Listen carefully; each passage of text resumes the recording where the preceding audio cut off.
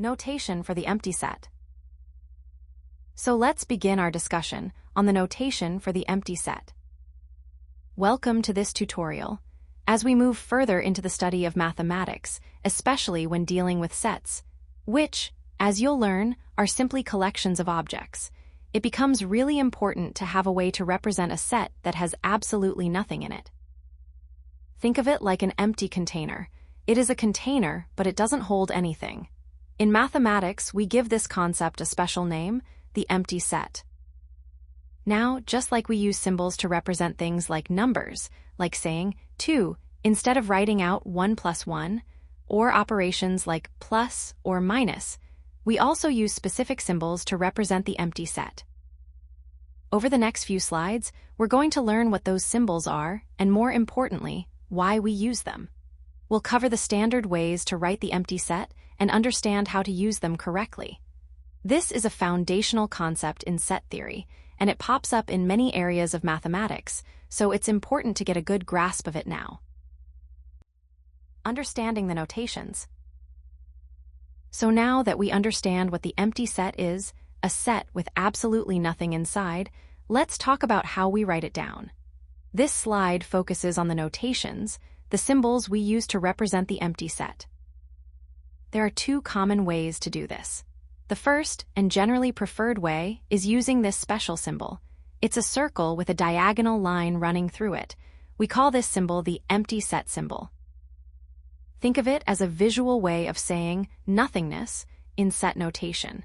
It's specifically designed to represent a set that has no elements at all. The second notation uses empty curly braces. Now, you'll remember from previous math that we use curly braces, that's, to define sets by listing what's inside the set. For example, 1, 2, 3 would be a set containing the numbers 1, 2, and 3. But when we have just empty curly braces, with nothing between them, it means the set contains no elements. It's a shorthand way of saying the same thing as the empty set symbol. Now, this is important. Both of these notations, the empty set symbol and the empty curly braces, represent exactly the same thing, the empty set. They are interchangeable. A mathematician would happily accept either one as a correct representation. So, you can choose whichever you prefer, or whichever is more convenient for the problem you're working on. We'll see how these notations are used in the examples on the next slides, so you can get comfortable with seeing them in action. Remember, the goal is to clearly and concisely represent a set that contains absolutely nothing. Step-by-step explanation with examples. Let's move on to our first example of how to represent a set using the empty set notation. As you can see on the slide, example 1 asks us to represent the set of all even prime numbers greater than 2. Step 1, identify the condition. This is where we clearly define what we're looking for. The problem states we need to find numbers that are both even and prime, and also greater than 2. It's important to break down the requirements like this to make sure we understand exactly what we need to find. Step 2, determine if any numbers satisfy the condition. Now, let's think about what an even number is and what a prime number is. Remember, a prime number is a whole number greater than 1 that is only divisible by 1 and itself. So, the numbers 2, 3, 5, 7, 11, and so on are all prime numbers. Now, among these, the only even prime number is 2, but the problem specifically asks for even prime numbers greater than 2. Therefore, there are no numbers that fit all the criteria. Step 3, represent the set. This is where we use our empty set notation. Since we've determined that there are no numbers that satisfy the given conditions, the set containing these numbers is an empty set. We can represent this set using either of the notations we discussed earlier. The empty set symbol, which looks like a circle with a diagonal slash through it, and I would pronounce that as empty set, or we can use empty curly braces. Remember, curly braces are used to define sets, and when they're empty, it means the set has no elements.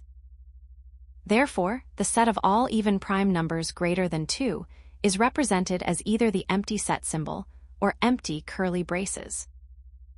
This example demonstrates how to identify a condition determine if any elements meet that condition, and then represent the resulting set, which in this case is the empty set.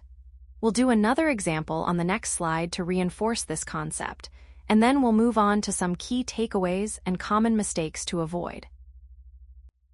Step-by-step explanation with examples continued. Now let's look at example 2, representing the set of all months with 32 days. Step 1, identify the condition.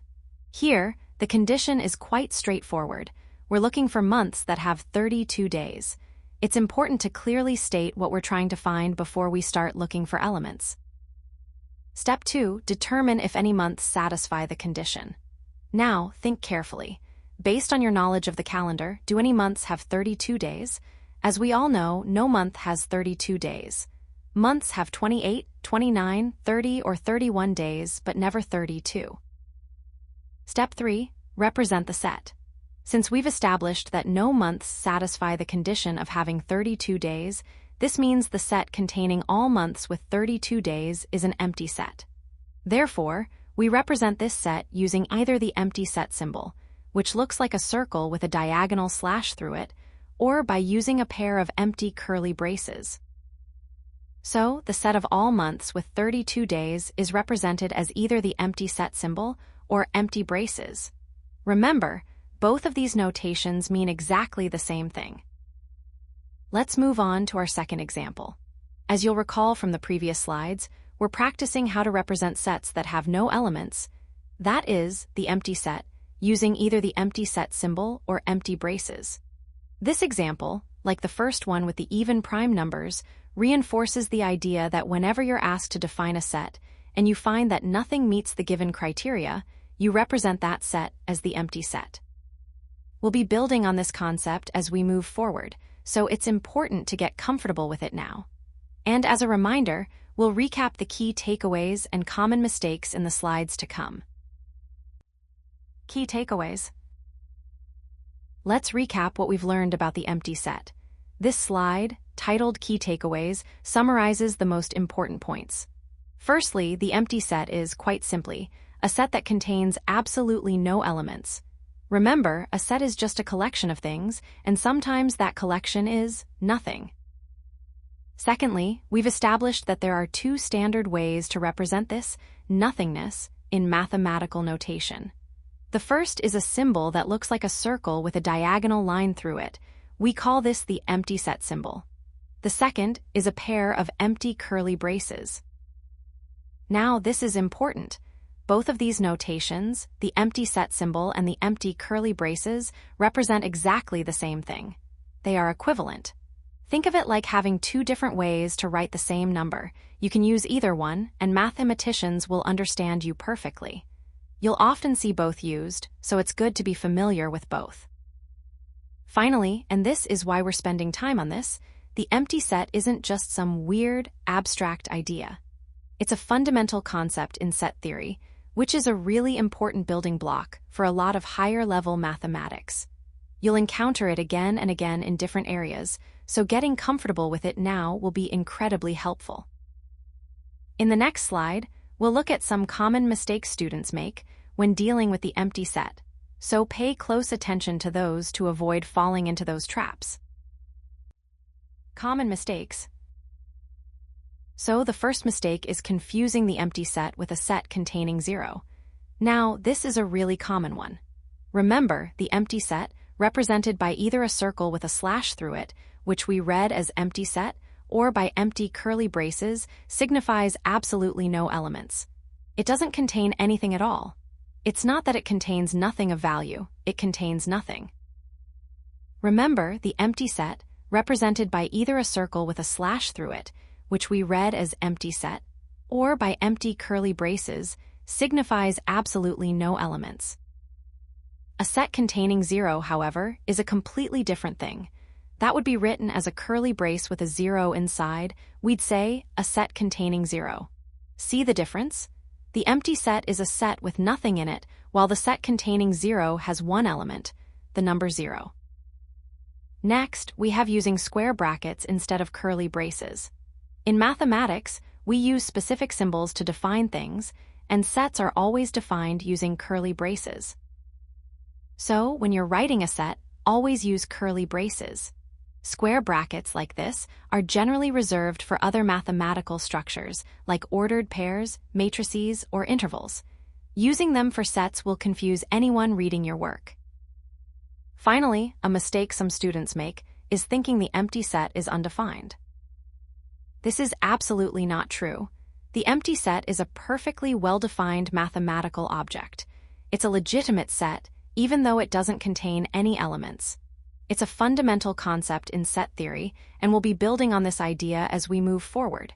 It's important to remember that empty doesn't mean doesn't exist. It simply means it has no members. Let's move on to the final slide, which highlights some common mistakes students often make when dealing with the empty set. Understanding these pitfalls will really solidify your grasp of the concept.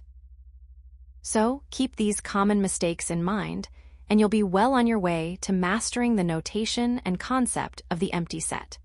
Are there any questions about these common errors before we wrap up this tutorial?